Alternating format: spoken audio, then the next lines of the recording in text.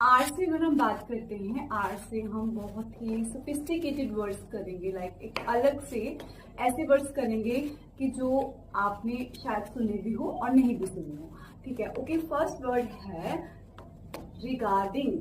Regarding, अच्छा regarding की अगर हम बात करें, रिगार्डिंग मैं आपको बता देती हूँ, जब हम किसी के बारे में मतलब बात कर रहे हैं, इसका मीनिंग क्या होता है, मतलब के बारे में, किसी के रेफरेंस में। ठीक है, मतलब के बारे में।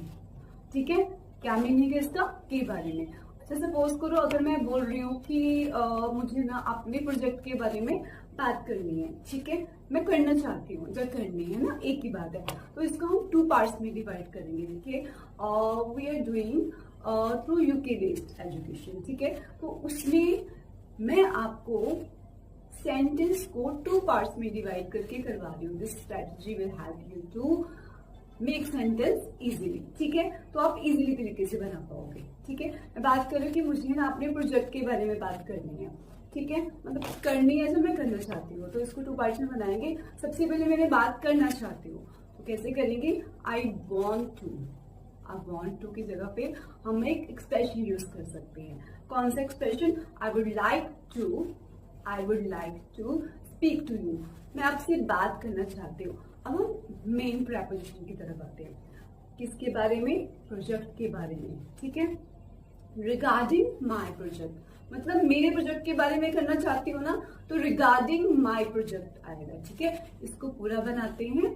फर्स्ट पार्ट में हमने क्या बनाया था, I would like to speak to you first and regarding my project.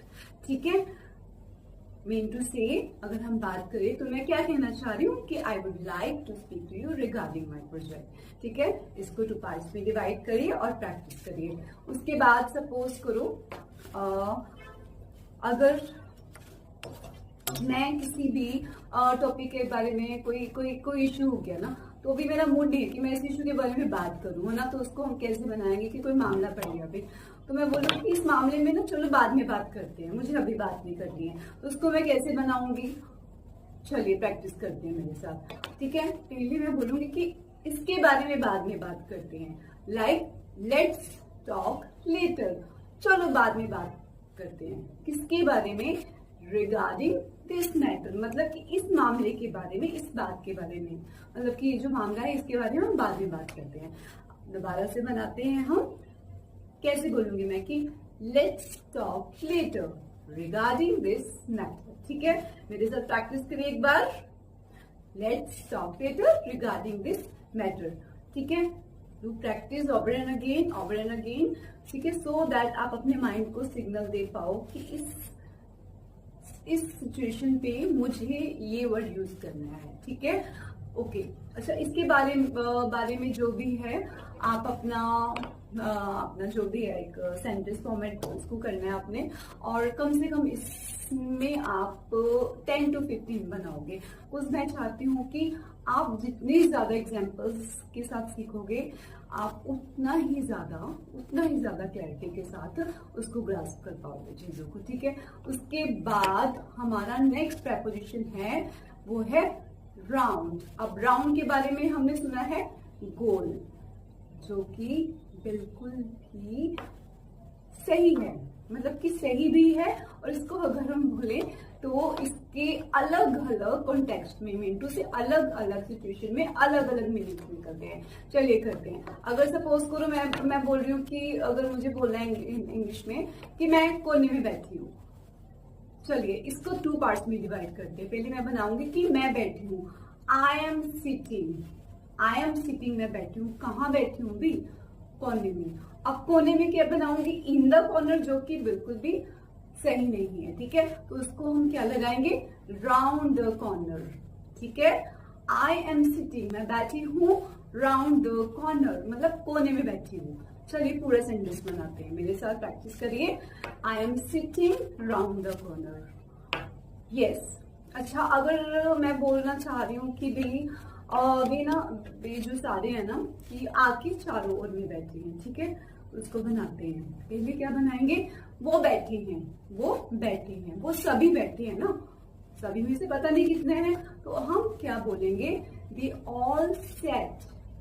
अब बैठे थे को हम बनाएंगे कि बैठे थे, तो सेट। अगर बैठे हैं तो फिर हम सिट लगाएंगे। अगर हम पास्ट की बात करें कि वो सभी बैठे थे, वो सभी बैठे थे किसके पास, आग के चारों तरफ, तो बैठे थे की जो वर्ब है वो हमारी सेकंड फॉर्म आएगी। ठीक है, क्लियर। चलो बनाते हैं। दे ऑल सेट, वे सभी बैठे थे, कहाँ बैठे थे, राउंड द फायर, मतलब कि आग के चारों ओर बैठे थे। ठीक है, ओके, दोबारा से बनाइए मेरे साथ, प्रैक्टिस करिए। चलिए, they all set round the fire, they all set round the fire. So आप प्रैक्टिस कर रहे हो, वेरी गुड। ओके, अच्छा, अभी एक सेंटेंस हम और बना लेते हैं। सपोज करो मैं बात कर रही हूँ कि जो घर है ना, घर के चारों ओर ना एक हेज है। अब सर हेज क्या होती है, हेज मैं आपको क्लियर कर देती हूँ। हेज एक तरह का क्या होता है, दिस इज घर के चारों तरफ, मतलब कि ना एक मतलब रो, बुशिस, मतलब कि बुशिस की रो होती है। This is kind of a trees होते हैं, ठीक है, जो मतलब कि प्लांट किए जाते हैं इकट्ठे इकट्ठे। ठीक है, तो वो अलग अलग फॉर्म्स में होते हैं, मतलब एज अ डेकोरेशन पर्पज के लिए। ठीक है, तो उसको हम हेज बोलते हैं। मैं क्या बोल रही हूँ कि घर के चारों ओर एक हेज है। ठीक है, चलो अब मैं उसको कैसे बनाऊंगी कि पहले क्या बनाएंगे कि हेज है, क्या है, एक हेज है, तो कैसे बनाएंगे, मतलब कि पहले हम इसको 2 पार्ट्स में डिवाइड करेंगे, सेम स्ट्रेटेजी करेंगे, that is UK based education. ठीक है, यस, कैसे बनाएंगे, प्रैक्टिस करिए मेरे साथ। क्या है, हेज है, पहले क्या बनाएंगे, there is a hedge, there is a hedge, कहां पर है, घर के चारों ओर, क्या बनाएंगे, round the house. It's very simple, it's to practise with me. Yes, there is a hedge round the house, very good, excellent, practice करते रहिए। ओके, इसके साथ में हम नेक्स्ट जो सेंटेंस शुरू कर रहे हैं, not a sentence, that is a preposition, complex preposition. Complex preposition जो होता है वो मैंने आपको बताया था कि ये 2 वर्ड्स के कॉम्बिनेशन से बनता है। जैसे मैं अभी बना रही हूँ रिगार्डलेस ऑफ, क्या बना रही हूँ मैं, इसको थोड़ा साइड पे करूंगा। ठीक है, ठीक है, क्या बना रही हूँ, रिगार्डलेस ऑफ। ठीक है, ये बाद में मैटर, इसको सॉल्व कर लेते हैं फिर।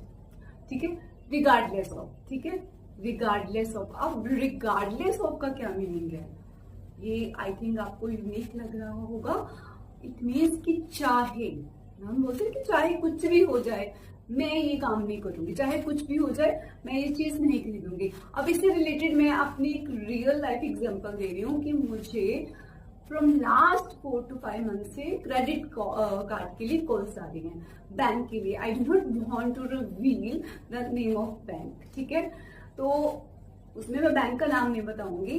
तो मुझे वो बार बार कॉल्स कर रहे हैं कि मैम आपको क्रेडिट कार्ड चाहिए। ठीक है, पहले वो बोल रहे थे कि आपको फर्स्ट में ऐसे चार्जेस लगेंगे, तो उसके बाद नहीं लगेंगे। अब वो बोल रहे हैं कि बिल्कुल ही फ्री है, but I am not interested anymore. ठीक है, तो मैं क्या बोलूंगी उनको, सपोज करो मुझे कॉल आ रही है बैंक की तरफ से कि मैम आपका क्रेडिट कार्ड जो है हम बेच चुके हैं, तो आप एक्सेप्ट क्यों नहीं कर रहे हो, या कुछ लाइक XYZ कि आप जो है क्रेडिट कार्ड क्यों नहीं देना चाह रहे। तो मैं तो सिंपल बात बोलूंगी उनको कि चाहे इसकी कुछ भी कीमत हो, ठीक है, भले ही ये मुफ्त हो, चाहे इसकी कुछ भी कीमत हो, भले ही ये मुफ्त हो, बट मुझे क्रेडिट कार्ड नहीं चाहिए, मतलब नहीं चाहिए, मैं नहीं लेना चाहती हूँ। तो इसको हम कैसे बनाएंगे, इट्स वेरी इंटरेस्टिंग। ठीक है, जो आजकल के टाइम में हम चीजें फेस करते हैं, क्योंकि आजकल ये मतलब काफी चीजें हमें देखने को मिल रही हैं। ठीक है, तो इसको हम how to speak in English, चलिए बनाते हैं। इसको भी हमने 2 पार्ट्स में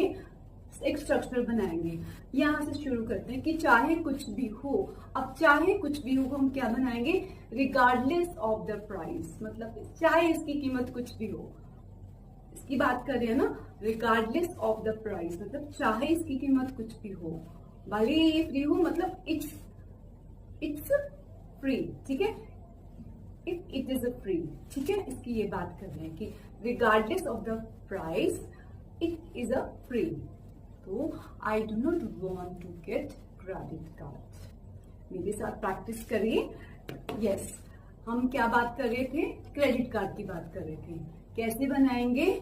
सबसे पहले regardless of the price, even it is free, even मतलब भले ही ये फ्री हो, I do not want to get credit card, मुझे क्रेडिट कार्ड नहीं चाहिए। ठीक है, डू प्रैक्टिस विद मी। कैसे बनाएंगे कि regardless of the price, regardless of the price, even it is free, I do not want to get credit card. Hope so कि आपको समझ में आया हो। आपको मैंने बहुत ही इजी लैंग्वेज में एक कोशिश करी है कि एक ऐसी स्ट्रेटेजी से के साथ समझाने से कि जिससे आपको एक बहुत ही एक कंफर्ट जोन में रहकर आप उस चीज को समझ पाओ। सेंटेंस स्ट्रक्चर को समझो, प्रैक्टिस करते रहो। ठीक है, wish you all the best.